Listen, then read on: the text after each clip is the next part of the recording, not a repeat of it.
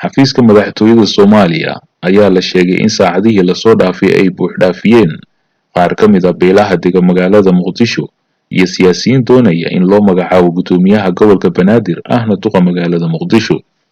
ilaa 7 qof oo siyaasiyiin ah isla markaana hadda ka tirsan dowladda federaalka Soomaaliya ayaa qaarkood laga qabtay siifiyo waxayna la kulmeen mas'uuliyiin ka tirsan dowladda federaalka Soomaaliya oo ay kala hadleen arrintan.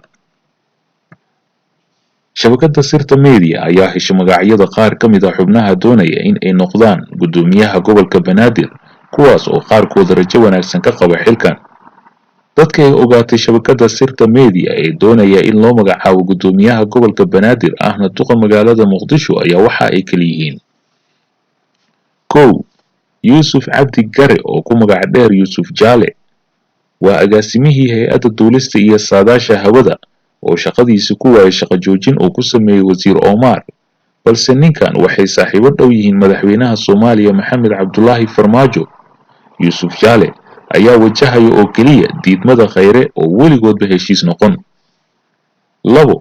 Axmed Washington oo ah maareeyaha dekedda Muqdisho ayaa sidoo kale ka mid ah xubnaha xilkan raadiyay isla markaana rajo wanaagsan ka qaba in loo magacaabo gudoomiyaha gobolka Banaadir iyo duqa magaalada Muqdisho. Washington waxay saaxiibo dhow yihiin ra'iisul wasaaraha Soomaaliya, sidoo kale iskuma xuma madaxweynaha dalka oo waxay is yaqaanaan muddo ku dhow 40 sano, waana shakhsiga ugu rajada wanaagsan. Cali Gacal waa agaasimaha wasaaradda gaadiidka Soomaaliya, waxa uu ka tirsan yahay shakhsiyaadka rajada ka qaba in loo magacaabo booska gudoomiye Yariso. Cali Gacal waxaa xilkan in loo magacaabo dalbaday beesha uu ka dhintay injineer Yariso sida ay noo sheegeen xubno ka tirsan dowladda federaalka Soomaaliya. 3. Cumar Qaanso waa gudoomiyihii hore ee degmada Wadajir ee gobolka Banaadir. waxaa la sheegay in ninkan sidoo kale ay dalbadeen in xilkan loo magacaabo beeshii uu ka dhintay gudoomiye Yariso. 4. Cumar Dhegey oo ahaan jiray gudoomiyaha guddigii doorashada waxa uu ka mid yahay shakhsiyaadka aadka u dadaalaya isla markaana hami ka qaba xilkan.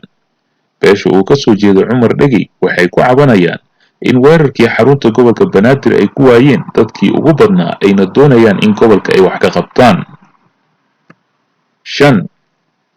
Salaad Cali Jeele oo ah la taliye sare oo ka tirsan madaxtooyada Soomaaliya sidoo kalena soo noqday wasiir ku-xigeenkii gaashaandhigga Soomaaliya. Salaad waxa uu ka tirsan yahay shakhsiyaadka raadiyay xilkan. 6. Cabdi Jinow waa gudoomiyihii hore ee gobolka Shabeellaha Dhexe ee Soomaaliya, waana saaxiibka ugu dhow madaxweynaha Soomaaliya, waxaana la sheegay in uu ka tirsan yahay shakhsiyaadka xilkan raadiyay.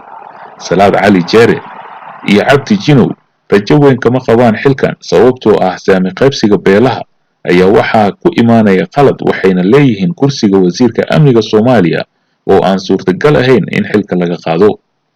madaxweynaha Soomaaliya ayaa dhinaca kale qaabilay qaar ka mid ah beelaha dega gobolka Banaadir, waxaana la sheegayaa in uu qaarkooda kala hadlay qorshihiisa ku aadan magacaabista gudoomiyaha gobolka Banaadir ahna duqa magaalada Muqdisho.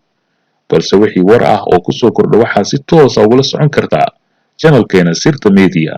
haddii aad hore subscribe u saartay waad ku mahadsan tahay, haddii aadan subscribe saarinna dhib ma lahan, haddaba subscribe iska saar oo la soco wararkii ugu dambeeyay dalka.